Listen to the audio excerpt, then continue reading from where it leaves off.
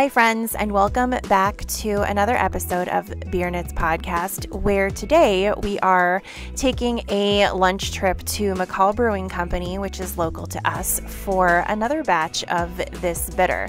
They've made it once before, but this batch was a little bit nuttier, a little bit tastier. 2 thumbs up from us.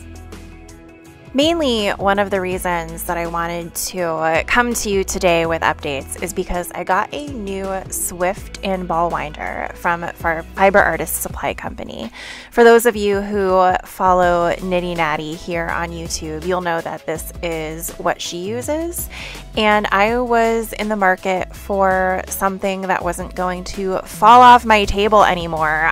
Seriously, my ball winder sounds like it's either going to take off and hit my dog in the head or slice off one of my fingers. I'm not really sure. It's just not healthy. So I was in the market for some new supplies, and this is something that I treated myself to for Christmas. And it does require some assembly, as you can see, but it's not difficult by any means. Well, at least the Swift isn't. I don't think the ball winder is particularly difficult either, but it did require some additional noodling on how things went together. But it was packaged very well, and it smells so good because it's like the fresh wood. You know what I'm talking about. Like it's delicious smelling, and it's just, I gotta tell you, it is the smoothest, like, caking experience that I have ever had. So if you are interested in treating yourself to some new yarn supplies as well, then you have to check this out. Those of you who have been following my Vlogmas, although that was a while now, so I don't even know if that's relevant, but I posted that I did a New Year's Eve cast on of a muscle burrow, and I finished it. I love that pattern. I can see why it's so addicting and why there are literally thousands of projects for it on Ravelry. It's kind of intimidating to go in there and see all the projects and be like, should I be part of this? Yes, you should, by the way. So I knit up a muscle burrow in my Ruby and Rose's full skein that I got in her advent, and this is what it looked like. I'm super happy with it. I love all the speckles, and I keep saying that this pattern lends itself well to some beautiful yarns that you might have, but you can't figure out what to make with it because they are so speckly, and you want to make sure that you show off those speckles because the colors just like vibe really well, and that's what this reminds me of. So I thought this pattern was perfect because it is just a simple stockinette. It's ridiculously warm because it is double layered, and yeah, that's how it turned out, and I'm really happy that I stuck my toes in the muscle burrow pool, and now I'm addicted. And now that Scott has seen what it looks like, he would like one as well. So I guess I'm just in stockinette hell for the next eternity of my life, which is fine because this pattern is so enjoyable. So it's fine. So I have actually started another muscle burrow. Like I said, once Scott saw mine, he knew that he wanted to have one as well. So I cast another one on. I'm actually really proud of myself because this is using a deep stash of mine. It's like super deep stash vocabulary yarn that he saw and he liked, and it's coming out beautifully with this this pattern because it is like a longer stockinette piece. I don't know if it was ever meant to be stripes, but there is kind of like a striping going on, or at least the way that the pooling is working, it makes it look like alternating stripes. But it's got blues and grays, and in certain lights you can even see there's like a little bit of purple in there, and just enough to make it interesting for me anyway. But yeah, I'm a little over halfway done with it, so now I just have to keep knitting up and then do the decreases, and that'll be done. And I'm using a new, I think it's Lock and Lou stitch marker. She did a little snowman winter set, so you got 2 little snowmen. I of course chose the little girl because how could I not? And so she's my little stitch marker to mark the end of my rounds, and I just think she's adorable and it makes me happy every time I come to it. So there you have it. We'll see how this turns out. I have quite a bit of yarn left still, which is nice because on my last one, it seemed like I was running out really quickly and I started to get a little nervous, but I'm feeling less nervous on this. Hopefully I have enough so that he can actually flip it up and have a brim on it, but we'll see. I recently picked up this Halloween project because it's January, so that makes sense. But this actually came in a Caterpillar cross stitch box back in October, and I've really wanted to start it. I wanted to start it back in October. I want to say it was September, October when I got this. But I had so many Christmas things on the go as well as some other Halloween projects that I just didn't get around to it. So I am finally getting around to it now, and I'm really happy with the way that it's turning out. It is a design by Autumn Lane Stitchery. This is actually one of their needle minders as well that I got in their mystery box for Halloween. So I figured I would use it with this project. And it's giving me a chance to test out my new Nerge. I don't want to say hoops. I guess like some type of frame, but it is really a hoop. I am tired of the just standard circular hoops, although I did buy some other circular hoops to try as well. They're more like tension based. But I wanted to give these Nerge ones a try because people talk very highly of them. And so far so good. It's holding the fabric pretty tightly. It's not loosening up the way that a lot of like the wooden hoops do.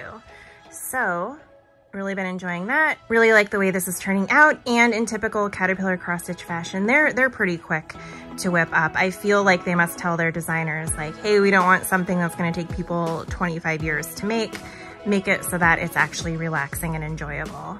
And that is exactly how I feel with this. Let's talk about the bane of my existence. My truly outrageous shawl. This was kind of an adventy type project. It was a mystery knit along where the yarn was dyed by junk yarn, and there was a coordinating pattern for that yarn designed by Knit Graffiti.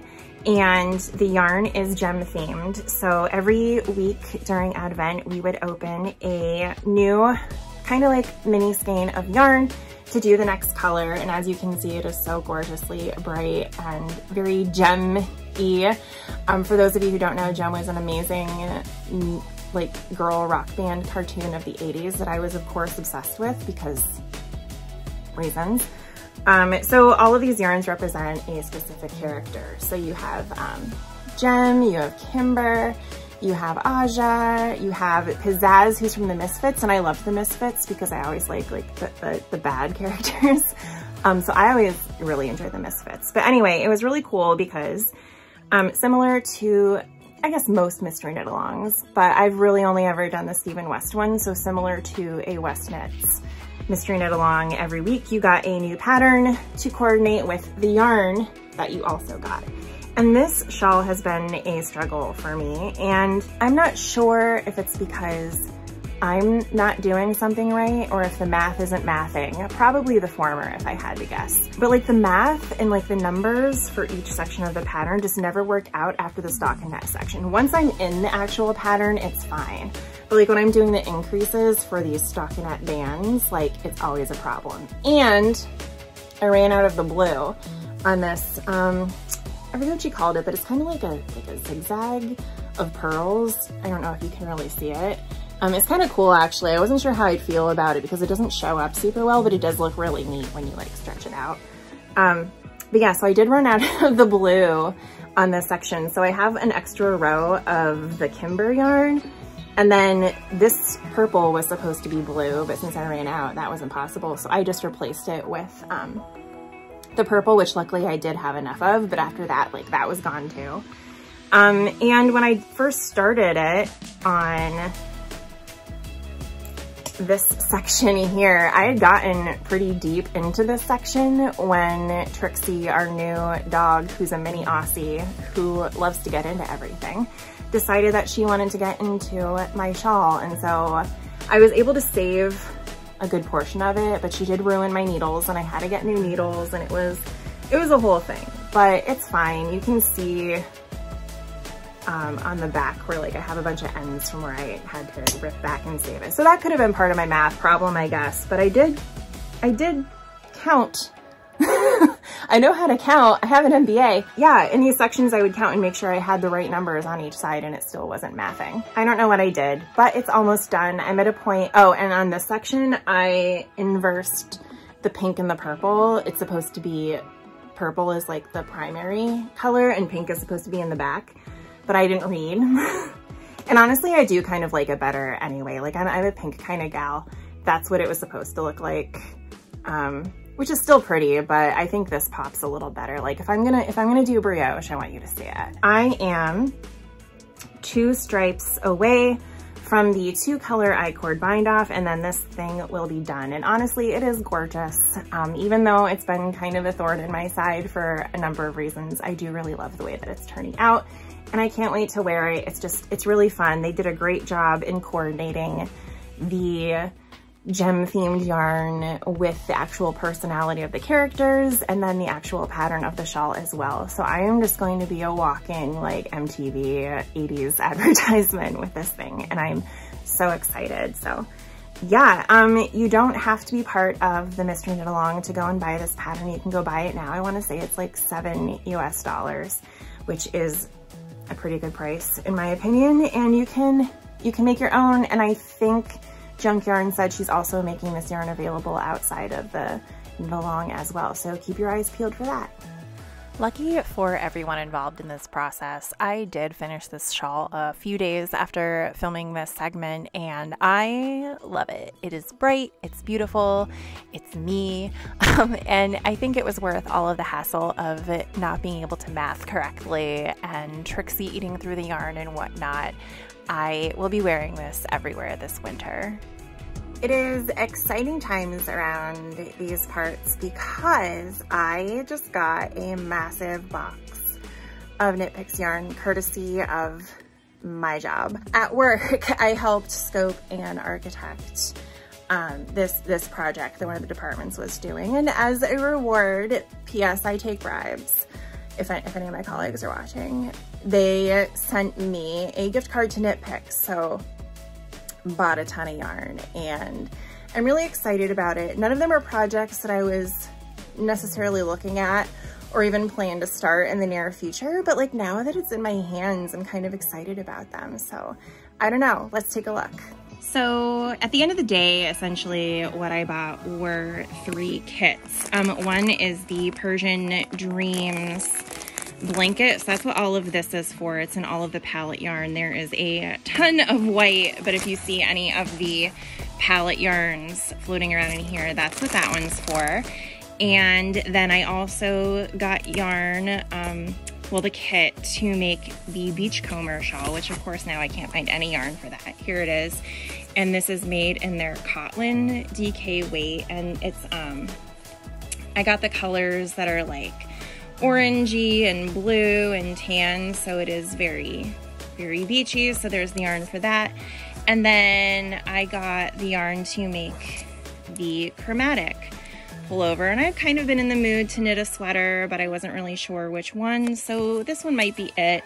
To be honest, I'm not really sure if I'm in love with it or not, but we'll see what happens. It looks simple enough. The last KnitPicks sweater that I made knit up really quick, so I think it'll be fine. But yeah, so I essentially have this giant box. Most of it's the palette yarns for the Persian Dreams blanket, to be fair. But yeah, it is a ton of yarn, and I have no idea where I'm going to put it, but you know, first world problems. We are back with a special guest star. It's me! Yay, he's back. Yay! I think everyone enjoyed us during Vlogmas. I know I do. Maybe I forced him to help us review this new book called Knitting the National Parks. Because you can't read, isn't it?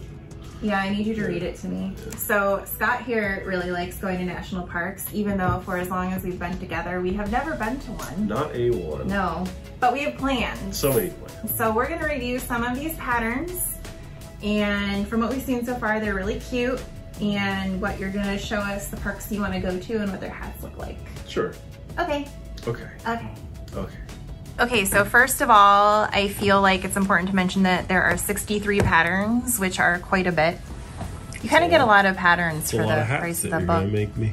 I'm not making you 63 hats. Well, so first, one thing that you really liked, and I think I really like, is you can get these little tags for each of the parks to sew on your hat at the end of the day. So that you remember. So that you remember which park it is. Yeah. When I have 63 of them, I don't know which one's for which. You're not gonna have 63 hats, I can tell you that right now. 60, I guess, then.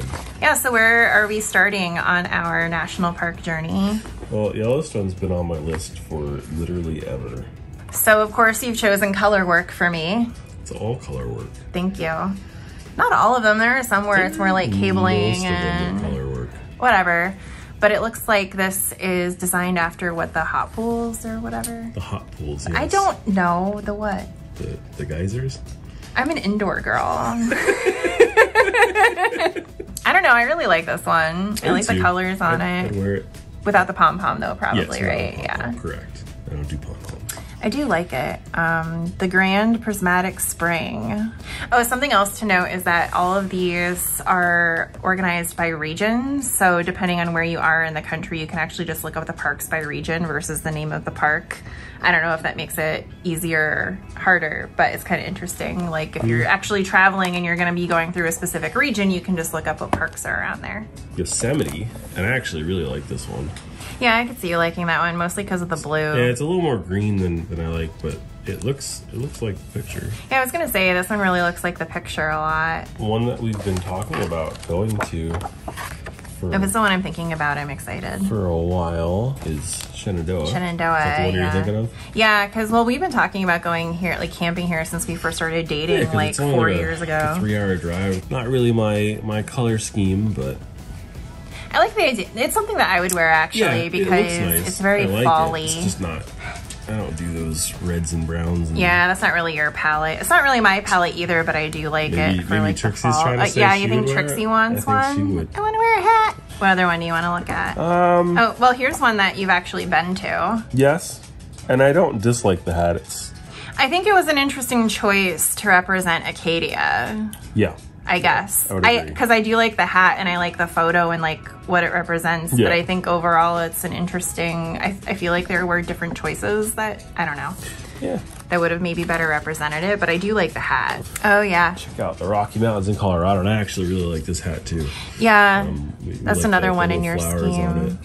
Well, it's a lot more green than my scheme, but there's a lot of blue in it though. Yeah. So this is one that I like. I don't know if you like it. Yeah, I like this one. I think it looks like the picture a lot, and the reason that I am attracted to Haleakala in general is that I'm obsessed with Peloton, and one of their riders, Christine Dercollet, rode Haleakala, and she has 5 Power Zone rides that mimic her ride up the mountain based on climb and effort and stuff like that. Like she kept track of all of her metrics and translated those into a Power Zone ride. I think it's Power Zone, or it might just be like a regular climb ride. I don't know. But there are people who do like, they spend 5 hours on a Saturday riding, like they train and then they ride up the mountain together on their Pelotons, you know. On a train? Yes, on a train. That's how I'll go up. Yeah, I'll meet you at the top. Yeah. So give me like a day and I'll see you there. This one I like. Yeah, well, we almost got to the Great Smoky Mountains for both our honeymoon and when we went to Nashville. Yeah. And we just never did. I think we drove through like the clip, like a clip of the forest or something, but that was it. So I like this one. It's kind of simple, but I like the color scheme. Yeah, I like the blue and... Is that like a gray? Or, I don't know. I like the patterning. I think it's supposed to be like the cloudy kind of gray. Yeah, yeah. I think when I was first looking up Asheville, this was like one of the pictures that popped up for some reason as like things to do down there, but it's still kind of a haul from Asheville. Like yeah, a couple hours still. Yeah, that's why we didn't go, I think. Yeah. So I don't know. We were too busy at the breweries. Yeah. So. We were. And that gin bar. That was a good place. Yeah. Mammoth Cave down in Kentucky. It's a huge underground cave system. Did you go anywhere? No, I have not been. No, because it's not. It's like a couple hours outside of Louisville. Okay. So it's not. I do like this hat. Yeah. It's another color work. I do like it. It looks like the stalag, whatever's. Mites or tights. I guess I was like, is it mites or tights? I guess it's both. It's both. I guess it could look like either. Just depends on which way you're in, if you're upside down or not. So yeah, that is Knitting the National Parks, 63 patterns. I think I got it for like 25 bucks on Amazon, but I have seen like a bunch of local knitting shops have started carrying it as well. And I thought it was cool too. I think she has some other patterns on their website. Oh yeah, she does. And you can get the kits off the website. Yeah, you can get the kits and you can order these. She has a link to the shop to order these. Yeah. The badges or tags too. So, but yeah, that's our review. And hope you like it. Maybe pick it up if you like the outdoors as much as Scott and half of me does. And you can make me the hats that my wife won't make me. You can send them to me. Yeah, if anyone would like to make Scott even more hats than I already have on the needles, I would be willing to let you borrow a husband for however long it takes to make them. Thank you guys so much for watching another episode of the Beer Knits podcast. As you can see, I've been playing around with the way I'm formatting them. So if you like what you see and want to see more, make sure to like, comment, and subscribe. And I hope to see you in another episode soon. Bye.